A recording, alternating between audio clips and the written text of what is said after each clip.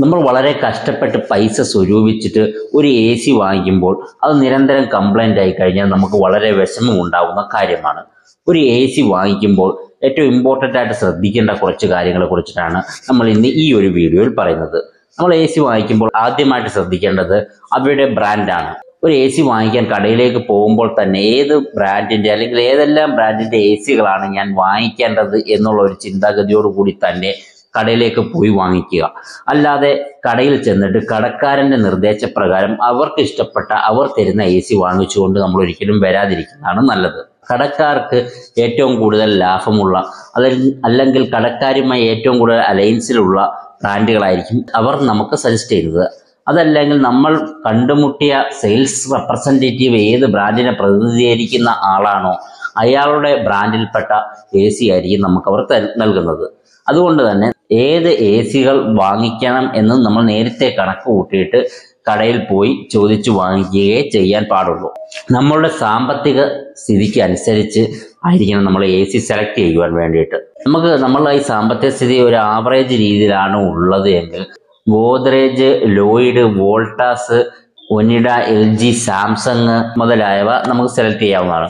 കുറച്ചും കൂടെ സാമ്പത്തിക സ്ഥിതിയൊക്കെ ഉണ്ടെങ്കിൽ Panasonic, career, Mitsubishi electrical, Mitsubishi heavy duty, അതുപോലെ തന്നെ ഓ ജനറൽ, ഡൈക്കൺ മുതലായിട്ടുള്ള ബ്രാൻഡുകൾ നമുക്ക് സെലക്ട് ചെയ്യാവുന്നതാണ്.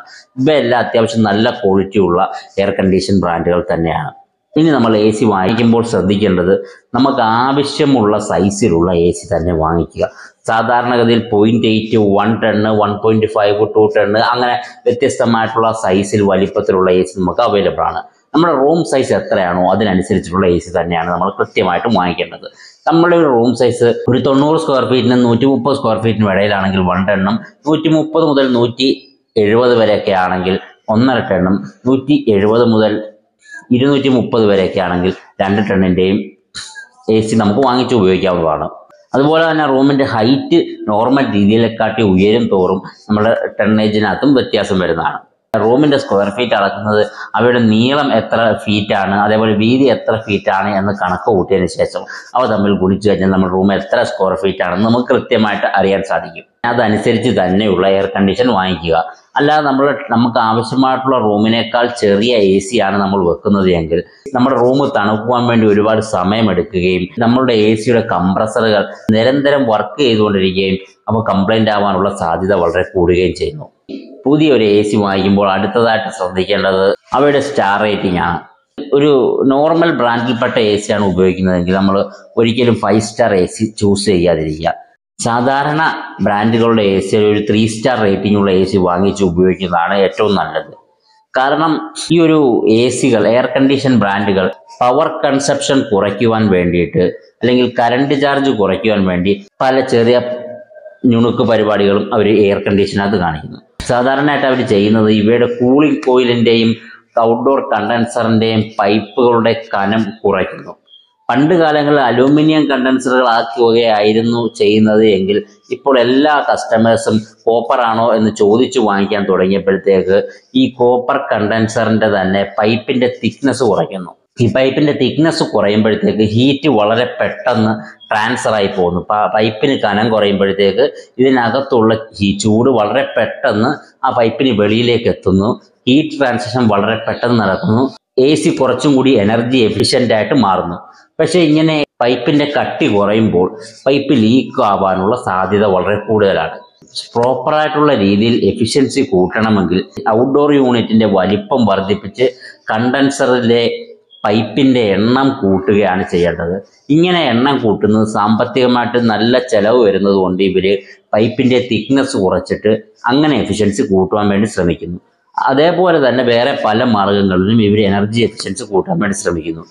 ഇത് സംഭവിക്കാതിരിക്കാൻ വേണ്ടി നമ്മൾ 5 സ്റ്റാർ റേറ്റിൻ്റെ എ സി ഒഴിവാക്കിയിട്ട് നമ്മൾ കൂടുതലും 3 സ്റ്റാർ റേറ്റുള്ള എയർ കണ്ടീഷനൊക്കെ വാങ്ങിക്കുന്നതാണ് എൻ്റെ ഒരു അഭിപ്രായത്തിൽ ഇത് വളരെ നല്ലതെന്ന് തോന്നുന്നത്. അതല്ല നമുക്ക് 5 സ്റ്റാർ തന്നെ വേണമെങ്കിൽ നല്ല ഉയർന്ന ക്വാളിറ്റിയുള്ള Mitsubishi electrical, Mitsubishi heavy duty, O General, Carrier മുതലായിട്ടുള്ള നല്ല ബ്രാൻഡുകളുടെ എ സി വാങ്ങിക്കുക. ഇവയുടെയൊക്കെ 5 സ്റ്റാർ യൂണിറ്റിൻ്റെ എയർ കണ്ടീഷൻ്റെ ഔട്ട്ഡോർ യൂണിറ്റ് വളരെ വലുതായിട്ട് നമുക്ക് അനുഭവപ്പെടും. ഇത്രയും വലിപ്പം കൂടുവാനുള്ള കാരണം എന്ന് പറഞ്ഞു കഴിഞ്ഞാൽ ഇതിനകത്ത് പൈപ്പുകളുടെ കോയിലുകളുടെ എണ്ണം കൂടുതലായതുകൊണ്ടായിരിക്കും. അതുകൊണ്ട് തന്നെ ആ ഒരു കാര്യം പ്രത്യേകം ശ്രദ്ധിച്ച് തന്നെ നിങ്ങൾ പർച്ചേസ് ചെയ്യേണ്ടതാണ്.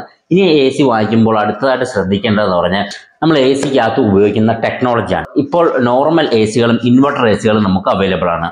നമുക്ക് നിരന്തരമായിട്ട് നമ്മുടെ ബെഡ്റൂമിലേക്ക് കൃത്യമായിട്ട് ഉപയോഗിക്കാൻ വേണ്ടിയാണെങ്കിൽ പവർ എഫിഷ്യൻസി വളരെ കൂടിയ ഇൻവെർട്ടർ എ സികൾ തന്നെയാണ് ഇപ്പോഴത്തെ കാലഘട്ടത്തിൽ സെലക്ട് ചെയ്യാൻ വേണ്ടി നല്ലത്. സാധാരണ എ സികളെ അപേക്ഷിച്ച് കുറച്ച് കംപ്ലൈൻറ്റ് കൂടുതലുണ്ട് എങ്കിൽ നമ്മൾ കൃത്യമായിട്ട് കൈകാര്യം ചെയ്ത് ഉപയോഗിച്ച് കഴിഞ്ഞാൽ, അല്ലെങ്കിൽ നമ്മൾ സെലക്ട് ചെയ്യുന്ന ബ്രാൻഡ് വളരെ നല്ലതാണ് എങ്കിൽ നമുക്ക് കൂടുതൽ കാലം എനർജി എഫിഷ്യൻസിയോടുകൂടി നമുക്ക് ഉപയോഗിക്കാൻ വേണ്ടി സാധിക്കുന്നു. ഇനി അടുത്തതായിട്ട് നമ്മൾ ശ്രദ്ധിക്കേണ്ടത്, നമ്മൾ വാങ്ങിക്കുന്ന എയർ കണ്ടീഷനുകളുടെ ഔട്ട്ഡോർ യൂണിറ്റിന് മഴവെള്ളമോ വെയിലോ കൊള്ളാതിരിക്കാൻ വേണ്ടിയിട്ട് മുകളിലൊരു ഷീറ്റ് വെച്ച് കൊടുക്കുന്നത് വളരെ നല്ലതാണ്. ഇപ്പോൾ ഇറങ്ങുന്ന എയർ കണ്ടീഷനുകളെല്ലാം ഇൻവെർട്ടർ എ സികളാണ്. അതുകൊണ്ട് തന്നെ ഇവയുടെ ഔട്ട്ഡോർ യൂണിറ്റിനകത്തും PCB ബോർഡുകൾ വരുന്നുണ്ട്. ഈ PCB ബോർഡുകൾ മഴ സമയത്ത് വെള്ളം വീഴുമ്പോൾ ഇതിനകത്തേക്ക് വെള്ളം ഇറങ്ങുന്നില്ല എങ്കിലും ഈർപ്പം ഈ ബോർഡിനകത്ത് വന്ന് പറ്റിപ്പിടിക്കാനുള്ള സാധ്യത വളരെ കൂടുതലാണ്. ഇങ്ങനെ ഈർപ്പം പറ്റിപ്പിടിച്ച് കഴിഞ്ഞാൽ ഈ ബോർഡുകൾ വളരെ പെട്ടെന്ന് തന്നെ കംപ്ലൈൻ്റ് ആയി പോകുന്നു. ഈ ബോർഡിന് 6000 രൂപ മുതൽ 14000 രൂപ വരെ വില വരുന്ന പല ടൈപ്പ് ബോർഡുകളാണ് പല എ സിക്കകത്തും വരുന്നത്. അപ്പോൾ ഇങ്ങനെ നിരന്തരം വെള്ളവുമായിട്ട് സമ്പർക്കത്തിൽ വന്നാൽ ഇവ കംപ്ലൈൻ്റ് ആയി പോകുന്നു, നമുക്ക് വലിയ സാമ്പത്തിക നഷ്ടം ഉണ്ടാകുന്നു. അങ്ങനെ സംഭവിക്കാതിരിക്കാൻ വേണ്ടി ഒരു ഷീറ്റ് മുകളിൽ വെച്ച് കൊടുക്കുന്നത് വളരെ നല്ലതാണ്. ഇപ്പോൾ ഇറങ്ങുന്ന മിക്ക ഇൻവെർട്ടർ എ സികളുടെ PCB ബോർഡുകൾക്കും 5 വർഷം വാറന്റി ഉണ്ട്. അതുകൊണ്ട് 5 വർഷം നമുക്ക് കൃത്യമായിട്ട് ഉപയോഗിക്കാൻ സാധിക്കുമെന്ന് നമുക്ക് ഉറപ്പിക്കാവുന്നതാണ്. കംപ്ലൈൻറ്റ് വന്നാലും കമ്പനിക്കാർ ഫ്രീ ആയിട്ട് മാറിത്തരുന്നതാണ്. പ്രധാനമായിട്ടും നമ്മൾ ശ്രദ്ധിക്കേണ്ട ഒരു കാര്യം എന്ന് പറഞ്ഞാൽ നമ്മളുടേത് ഇൻവെർട്ടർ എ സികളായതുകൊണ്ട് തന്നെ ഒരു സ്റ്റെബിലൈസർ കൂടി എ സിയുടെ കൂടെ വെക്കുന്നത് വളരെ നല്ല ഒരു കാര്യമാണ്. കാരണം സാധാരണ എ സിക്ക് ഞാൻ പറഞ്ഞല്ലോ ബോർഡുകൾക്ക് വിലക്കുറവാണ് എങ്കിലും പണ്ട് സാധാരണ എ സികൾ കൂടുതലായിട്ട് ഉപയോഗിച്ചിരുന്ന സമയത്ത് സ്റ്റെബിലൈസറുകൾ കറക്റ്റായിട്ട് കൃത്യമായിട്ട് വെച്ചിരുന്നു. എന്നാൽ ഇപ്പോൾ ഇൻവെർട്ടർ എ സി ആണ്, വളരെ സാങ്കേതികവിദ്യ കൂടിയ ഇൻവെർട്ടർ എ സി ആണ് എങ്കിൽ പോലും ആൾക്കാർ അല്ലെങ്കിൽ കടക്കാർ സ്റ്റെബിലൈസർ വെക്കുന്നില്ല. ഇപ്പോൾ എയർ കണ്ടീഷൻ വിൽപ്പന രംഗത്ത് വളരെ കോമ്പറ്റീഷൻ ആയതുകൊണ്ട് എ സിയുടെ വില കുറച്ച് കാണിക്കുവാൻ വേണ്ടി അവർ എ സിയുടെ വില മാത്രമേ പറയുന്നുള്ളൂ. പണ്ട് കാലങ്ങളിൽ എ സിയും സ്റ്റെബിലൈസറും ഇൻസ്റ്റാളിങ്ങിൻ്റെയും എല്ലാം കൂടെ ചേർത്തൊരു വിലയാണ് പറയുന്നത്. അങ്ങനെയാണ് അവർ വന്ന് ഫിറ്റ് ചെയ്ത് പോവുകയും ചെയ്യുന്നത്. എന്നാൽ ഇപ്പോൾ എ സിയുടെ വില മാത്രം നമ്മളൊക്കെ പറയുകയും എ സി കഴിഞ്ഞ് ഫിറ്റ് ചെയ്യാൻ വേണ്ടി പൈസ വേറെ നമ്മൾ കൊടുക്കുകയും അതേപോലെ സ്റ്റെബിലൈസർ ആവശ്യമുള്ളവർ മാത്രം വേറെ സ്റ്റെബിലൈസർ വാങ്ങിച്ച് വെക്കുകയും ഒക്കെയാണ് ചെയ്യുന്നത്. അതുകൊണ്ട് നമ്മൾ സെലക്ട് ചെയ്യുന്നത് ഒരു ഇൻവെർട്ടർ എ സി ആണെങ്കിൽ നമ്മൾ തീർച്ചയായിട്ടും ഒരു സ്റ്റെബിലൈസർ വെക്കുന്നത് വളരെ നല്ലതാണ്. എ സിക്ക് വളരെ ഗുണകരമായിട്ടുള്ള ഒരു കാര്യമാണ് അത്. ഇനി ഏറ്റവും ഇമ്പോർട്ടൻ്റ് ആയിട്ട് ശ്രദ്ധിക്കേണ്ടത് എ സിയുടെ ഇൻസ്റ്റാളിങ്ങിൻ്റെ കാര്യമാണ്. നമ്മൾ വാങ്ങിച്ചത് ഏത് ബ്രാൻഡിൻ്റെ എ സി ആണെങ്കിലും, എത്ര കൂടിയ ബ്രാൻഡിൻ്റെ എ സി ആണെങ്കിലും അതിൻ്റെ ഇൻസ്റ്റാളിങ് കറക്റ്റ് ആയില്ലെങ്കിൽ, വളരെ കൃത്യമായിട്ടുള്ള ഇൻസ്റ്റാളിങ് അല്ല നടക്കുന്നത് എങ്കിൽ അതിൻ്റെ എഫിഷ്യൻസി തീരെ നമുക്ക് ലഭിക്കുകയില്ല, അല്ലെങ്കിൽ അത് തുടരെ കംപ്ലൈൻ്റ് ആയിക്കൊണ്ടിരിക്കുകയും ചെയ്യും. അതുകൊണ്ട് തന്നെ വളരെ കൃത്യമായിട്ടുള്ള വളരെ നല്ല ഒരു ഇൻസ്റ്റാളിങ് ടീം തന്നെ ആയിരിക്കണം അത് ഇൻസ്റ്റാൾ ചെയ്യേണ്ടത്. ഒന്നെങ്കിൽ കമ്പനിയുടെ ഭാഗത്തു നിന്നുള്ള ഒരു ഇൻസ്റ്റാളിങ് ടീമായിരിക്കണം അത് ചെയ്യേണ്ടത്, അതല്ലെങ്കിൽ നമുക്ക് കൃത്യമായിട്ട് അറിയാവുന്ന ഏതെങ്കിലും ടെക്നീഷ്യന്മാരെ കൊണ്ടായിരിക്കണം ഇൻസ്റ്റാൾ ചെയ്യിപ്പിക്കേണ്ടത്. അതുകൂടാതെ നമ്മൾ ഈ ഒരു എ സി ഇൻസ്റ്റാൾ ചെയ്യുന്ന സമയത്ത് കൃത്യമായിട്ട് നമ്മൾ അത് അവരുടെ കൂടെ നിന്ന് ഇത് വീക്ഷിക്കുക തന്നെ ചെയ്യണം. നമ്മൾ അവരുടെ കൂടെ നിന്ന് കഴിഞ്ഞാൽ അവരത് കൃത്യമായിട്ട് ചെയ്യുകയും നമ്മളവിടെ നിൽക്കുകയോ ഉണ്ടെന്നുള്ളൊരു വിശ്വാസത്തെ ചെയ്യുകയും ചെയ്യുന്നു. അതേപോലെ ഇപ്പോൾ ഇറങ്ങുന്ന ഇൻവെർട്ടർ എ സികളായതുകൊണ്ട് തന്നെ ഈ ടെക്നീഷ്യന്മാർ ഇൻസ്റ്റാൾ ചെയ്യാൻ വേണ്ടി വിളിക്കുമ്പോൾ തന്നെ വാക്ക് ഓൺ ചെയ്യണം എന്നുള്ളൊരു കാര്യം കൃത്യമായിട്ട് പറഞ്ഞിരിക്കണം. അതായത് നമ്മുടെ ഇപ്പോൾ ഇറങ്ങുന്നത് എ സിക്കകത്തെല്ലാം 32 ഗ്യാസ് ആണ് വരുന്നത്. ഈ 32 ഗ്യാസ് സാധാരണ രീതിയിൽ ഇൻസ്റ്റാൾ ചെയ്യുമ്പോൾ എയറുമായിട്ട് മിക്സ് ആവുന്നു. മിക്സ് ആയിക്കഴിഞ്ഞാൽ എ സിയുടെ കൂളിംഗ് എഫിഷ്യൻസി വളരെ കുറയുന്നു. നമ്മുടെ ഇൻഡോർ യൂണിറ്റിനകത്തും പൈപ്പിനകത്തുമുള്ള എയറിനെ പിടിച്ച് പുറത്തു കളയുന്ന ഒരു പ്രക്രിയയാണ് വാക്വം എന്ന് പറയുന്നത്. ഇത് വാക്വം ചെയ്തിട്ടാണ് നമ്മൾ എ സി ഇൻസ്റ്റാൾ ചെയ്യുന്നത് എങ്കിൽ എ സി കൂടുതൽ എഫിഷ്യൻസി ആയിട്ട് വർക്ക് ചെയ്യാൻ നമുക്ക് സാധിക്കും. അതുപോലെ തന്നെ എ സിയുടെ പുറത്തുള്ള പൈപ്പുകളിലെല്ലാം വൈറ്റ് ടേപ്പ് അടിച്ച് വളരെ വൃത്തിയാക്കുക. അതേപോലെ തന്നെ കൃത്യമായിട്ട് ഔട്ട്ഡോർ സ്റ്റാൻഡുകളിലെ നട്ടുകളെല്ലാം കൃത്യമായിട്ട് മുറുക്കിപ്പിക്കണം.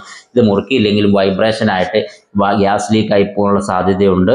ഈ കാര്യങ്ങളെല്ലാം നമ്മൾ കൃത്യമായിട്ട് ശ്രദ്ധിക്കേണ്ട ഒരു കാര്യമാണ്. ഇപ്പോൾ നിങ്ങൾ കണ്ടുകൊണ്ടിരിക്കുന്നത് ഇലക്ട്രോടെക് മലയാളം എന്ന് പറയുന്ന യൂട്യൂബ് ചാനലാണ്. A C, fridge, washing machine അതേപോലുള്ള ഹോം അപ്ലയൻസുകളെ കുറിച്ചിട്ടുള്ള വീഡിയോ കൃത്യമായിട്ട് ചെയ്യുന്ന ഒരു യൂട്യൂബ് ചാനലാണ്. ഇത്തരം വീഡിയോകൾ നിങ്ങൾക്ക് കാണുവാൻ ഇഷ്ടമാണെങ്കിൽ ലൈക്ക് ചെയ്യുക, സബ്സ്ക്രൈബ് ചെയ്യുക. നമ്മളുടെ ഈ വീഡിയോ ഇവിടെ അവസാനിച്ചിരിക്കുകയാണ്. ഇത്രയും കാര്യങ്ങൾ നിങ്ങൾക്ക് മനസ്സിലായിട്ടുണ്ട് എന്ന് വിശ്വസിക്കുന്നു. എന്തെങ്കിലും ഡൗട്ടുകളൊക്കെ ഉണ്ടെങ്കിൽ കമൻറ്റുകളായിട്ട് ചോദിക്കാവുന്നതാണ്. ഇതോടുകൂടി ഈ വീഡിയോ അവസാനിക്കുന്നു. ഇത് കണ്ട എല്ലാ പ്രിയപ്പെട്ട കൂട്ടുകാർക്കും thank you for watching my video.